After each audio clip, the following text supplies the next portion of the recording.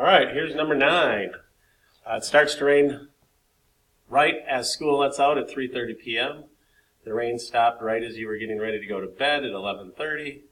At that time, it had rained 4 inches. What is the average rate of change of rain in inches per hour? So I read that and I see the keyword of average rate of change. And what does that mean, Sally? Very good. Slope is another name for average rate of change. So some of you remembering things from last year might think of it as like change of y over change of x.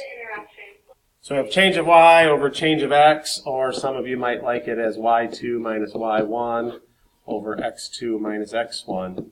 So you kind of just have to read the question again and figure out what your ordered pairs are, or think, a little bit outside the box, or even this is important right here, inches per hour, so that's going to be inches over hours, which kind of tells you what your y and x are.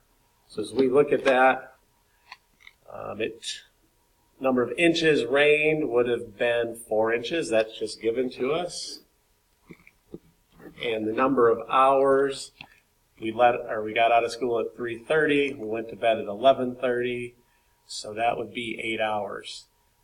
With this problem, be careful, because if the time does switch like afternoon or at midnight, then you have to think differently because it's time on a clock. You just can't subtract them. But because of both of these being PM, it is just 11:30 minus 3:30.